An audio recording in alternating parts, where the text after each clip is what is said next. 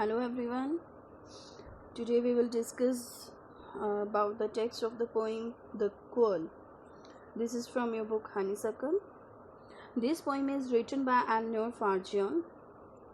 तो इनका life span है 13 फरवरी 1881 को लंदन में ये इनका बर्थ हुआ था इंग्लैंड में, और इनकी जो डेथ है 5 जून 1964 जब इनकी एज 84 की थी, तब लंदन में इनकी डेथ हो गई थी इंग्लैंड में। ठीक है, इनकी जो नेशनैलिटी है वो ब्रिटिश की है।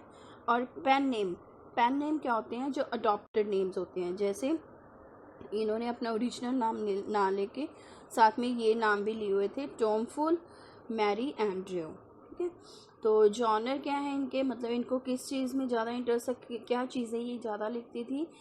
चिल्ड्रंस लिटरेचर ये ज़्यादा लिखती थी। ठीक है, this is all about the poet Eleanor फार्जियन।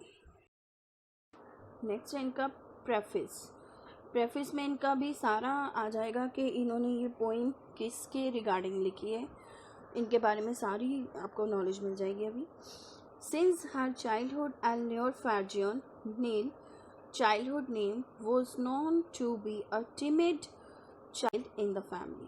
कहते बचपन से ही जो एलेनोर फार्जियन है, जिनका निक नेम घर पे जो नाम था, बचपन का नाम नील था, कहते वो अपनी फैमिली में बहुत ही कमज़ोर पाई गई थी, बहुत ही कमज़ोर बच्चा था ये। Moreover she had weak eyesight, even इनकी जो आईसाइट थी वो भी वीक थी। And she was educated at home, और इनको घर पर ही पढ़ाया गया था। She had got 2 younger brothers named Joseph Farjeon and Herbert Farjeon। इनके 2 छोटे भाई थे जिनका नाम था Joseph and Herbert Farjeon. They both were writers, वो दोनों ही राइटर्स थे। She also had got an elder brother named Harry Farjeon who was a composer। उनका एक बड़ा भाई भी था जिसका नाम क्या था? हैरी फार्जियन, और वो कंपोजर था, मतलब क्रिएटर था। Eleanor Farjeon was much closer to her elder brother Harry Farjeon, who she used to play a kind of imaginative games with, especially playing the act of many imaginative characters। जो Eleanor फार्जियन है वो अपने बड़े भाई है जो Harry फार्जियन, उसके साथ बहुत ज़्यादा क्लोज थी, और उसके साथ ही वो सारी गेम्स खेलती थी जिसमें वो इमेजिनेटिव करैक्टर्स बनाते थे, इमेजिनेटिव गेम्स खेलती थी। जैसे कि आप कह सकते हो ऐसे करैक्टर्स जो असली में नहीं होते, बस काल्पनिक होते हैं। जैसे शक्तिमान लगा लो, भीम लगा लो, ये एक्चुअल में नहीं है पर काल्पनिक है। तो जो भी उनके दिमाग में आते थे वो ऐसे करैक्टर्स बनाते और वैसी गेम्स खेलती थी। ठीक है, she began to write at the age of 5 inspired by her father। तो अपने पिता से इंस्पायर होकर उन्होंने लिखना शुरू कर दिया था 5 साल की उम्र से ही। This poem is about her closeness with her brother Harry Farjeon. तो ये जो सारी पोइम है जो क्वल है, क्वल मतलब झगड़ा, तो ये सारी पोइम किसके बेस पर है? अपने भाई के साथ ही उनकी क्लोजनेस के बारे में आपको बताएंगे, उन्हीं के ऊपर उन्होंने लिखी है।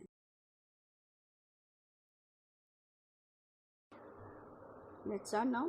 द क्वल होता क्या? एक्चुअली झगड़ा, लड़ाई, fight.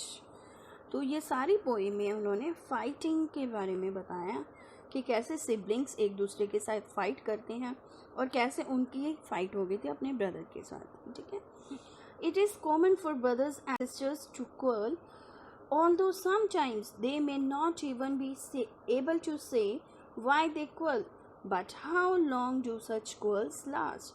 How do they end?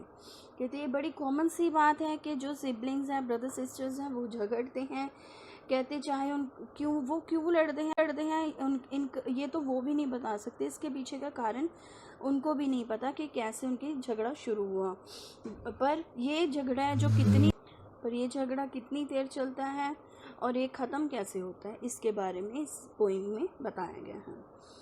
I quarreled with my brother, I don't know what about. One thing led to another and somehow we fell out. The start of it was slight, the end of it was strong. He said he was right, I knew he was wrong. I quarrelled with my brother, I don't know what about, मतलब मेरा भाई के साथ झगड़ा हो गया, पर क्यों हुआ इसके बारे में कहती मुझे भी नहीं पता।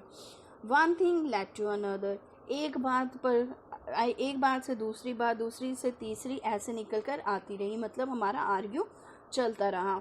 And somehow we fell out, और हमारा झगड़ा हो गया। फेल आउट मतलब हम झगड़ पड़े।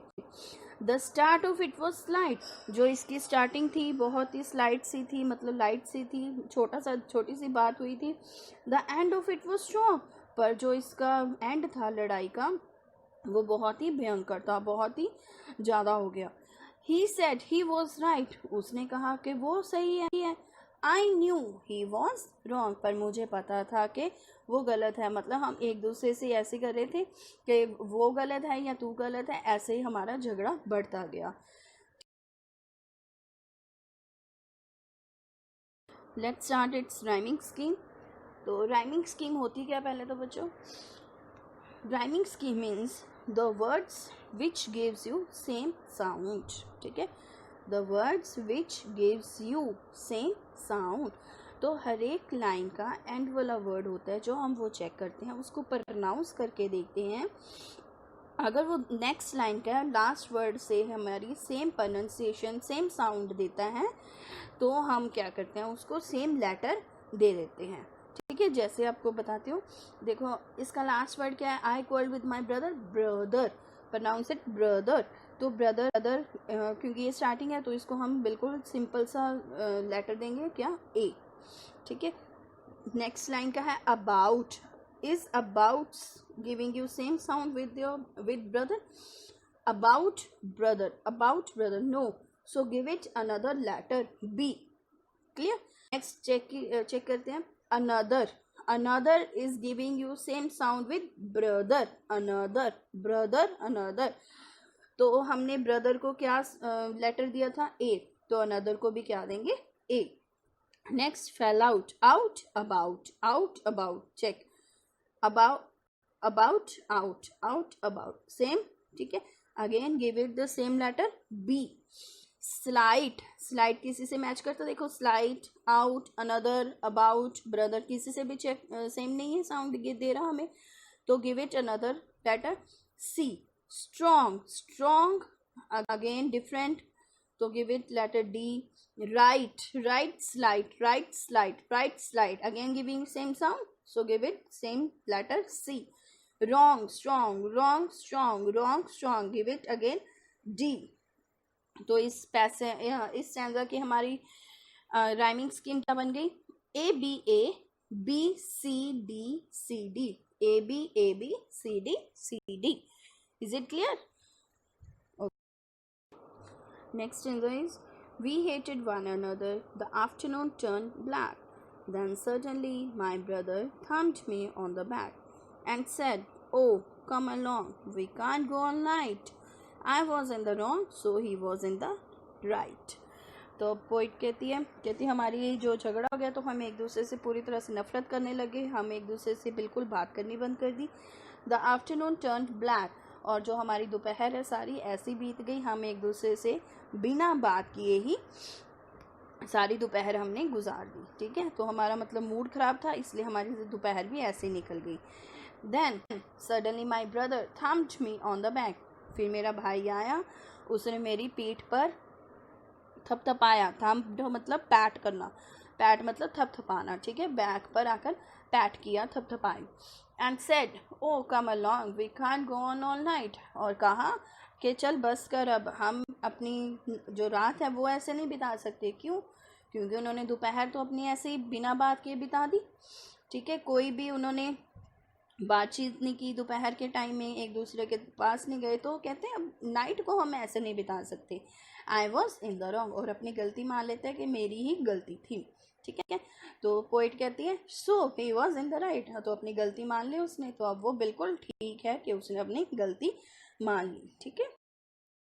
तो इसकी राइमिंग स्कीम क्या है, देखिए, another, give it A black, not giving you same sound with another, so give it another letter B. Next is brother is giving you same sound with another, so give it same letter A. Back black B. along. See, night is not giving you same sound with along, back, another, black, brother. ठीक है, so give it D. Wrong is giving you same sound with along, wrong, along, so give it C. Right, night, so give it D. So its rhyming scheme will be A B C D. Clear? This is all about the poem. Theme of the poem. The theme of the poem is the importance of the relations over the tiny quarrels. There is no doubt that minor disputes in day-to-day life are inevitable, yet we must try to patch up those differences in time, lest they shouldn't spoil the relationship forever. तो इस poem का main theme क्या है? इस poem का main theme है that कि हमारे जो झगड़े होते हैं वो बिल्कुल होते हैं, क्योंकि कोई भी रिलेशन है तो उसमें झगड़े होना मामूली बात है. हम झगड़ते हैं किसी भी चीज़ को लेकर, पर कहते हैं इसमें कोई शक नहीं है कि जो हमारे झगड़े हैं, छोटे मोटे जो झगड़े होते हैं, कि इनको हम टाल नहीं सकते. इनएविटेबल मतलब कि हम इनको टाल नहीं सकते, तो होने पर फिर भी हमें इन डिफरेंसेस को टाइम्स के साथ मिटा देना चाहिए, ताकि हमारे जो रिलेशन है वो ख़राब ना हो सके. देखो कि हमें ये डिफरेंसेस को जल्दी ही ख़त्म कर देना चाहिए, मतलब हमें पैचअप कर लेना चाहिए टाइम के साथ ही, मतलब थोड़े टाइम में ही, ताकि जो हमारे रिलेशंस हैं वो ऐसे ही बने रहें, वो ख़राब ना हों. Next is working with the poem. This is on page number 40. With your partner, try to guess the meaning of the underlying phrases, and somehow we fell out. Second is the afternoon turned black. जो ये phrases underline की हुई हैं इनका आपने meaning बताना है. Fell out अभी बताया था, that is quarrel, क्योंकि वो झगड़ पड़े थे तो quarreled. Second is turned black. The afternoon turned black आपको बताया था कि उनका जो दोपहर है सारी, क्योंकि उनका झगड़ा हो गया था, उनका मूड ख़राब हो गया था, वो दोपहर सारी उनकी बेकार से निकली थी. ठीक है, तो turn black means was spoiled due to bad mood. Second one is read these lines from the poem. One thing led to another, the start of it was light, the end of it was strong, the afternoon turn black, thumped me on the back. Discuss with your partner what these lines means. तो जो भी आपको ये lines given है 5, तो इनके बारे में आपने डिस्कस करना है कि इनका मतलब क्या है. ठीक है, तो first is one thing led to another. इसका मतलब क्या था कि उनका आर्ग्यू बढ़ता गया है, तो उनकी लड़ाई हो गई थी. ठीक है, the fight continued one after the other argument. एक बात से दूसरी बात फिर तीसरी बात, ऐसे उनकी आर्ग्यू चलता रहा. The second is the start of it was slight. इसका कारण क्या था? The cause behind the quarrel was a very minor issue. क्योंकि बिल्कुल ही छोटी सी बात पर उनका झगड़ा हुआ था. ठीक है, तो स्टार्टिंग इनकी कैसे हुई थी? बिल्कुल ही छोटी सी बात पर. The end of it was strong. तो जो उनका झगड़ा था उसने एक भयंकर रूप ले लिया था. ठीक है, the quarrel ended on a very bitter note. Next is the afternoon turned black. जो उनका दोपहर का टाइम था, क्योंकि उनका मूड सारा ख़राब था, इसलिए वो सारी बेकार से निकली थी, क्योंकि उन्होंने बातचीत नहीं की थी. तो इसका आंसर है the quarrel spoiled their mood and the afternoon became unpleasant. ठीक है, next is thumped me on the back. क्योंकि उसका ब्रदर आया था और उसने पीठ पर आकर थपथपाया था. ठीक है, पैट किया था. तो आंसर क्या है? पैटेड on the back in a friendly manner. ठीक है, now these are extra questions. First one is what was the reason behind the quarrel.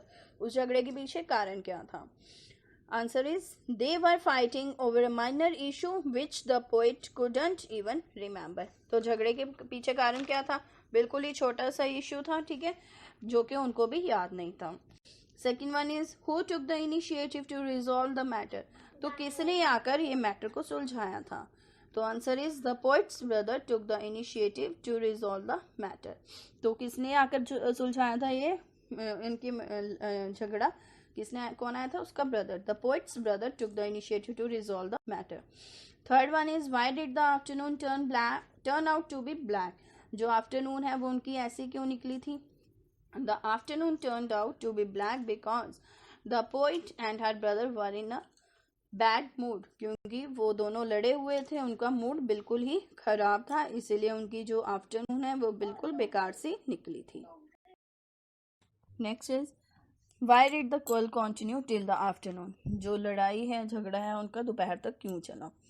The quail continued till the afternoon because they blamed each other for the fight. क्योंकि वो एक दूसरे पे blame कर रहे थे कि तूने झगड़ा शुरू किया या तूने शुरू किया, इसलिए उनका जो झगड़ा है दोपहर तक चला.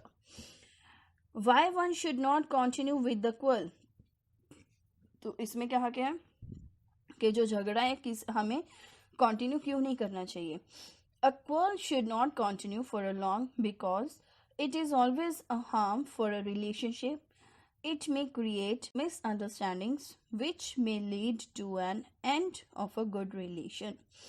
तो झगड़ा हमें क्यों कंटिन्यू नहीं करना चाहिए, क्योंकि झगड़ा करने से जो हमारा रिलेशन है वो ख़राब होता है, हमारे रिलेशन में मिसअंडरस्टैंडिंग्स पैदा होती हैं जो कि एक अच्छा रिलेशन को तोड़ सकती हैं. ठीक है. तो it is preferable to find a solution and to bring a quarrel to an end. तो इससे बेटर क्या है कि हम अगर झगड़ा हमारा हो भी जाता है तो उसका सोल्यूशन फाइंड करें, उस झगड़े को जल्दी ही ख़त्म करें. ठीक है. This is all about the point. तो इसको अच्छे से पढ़ना. ठीक है. Thank you very much.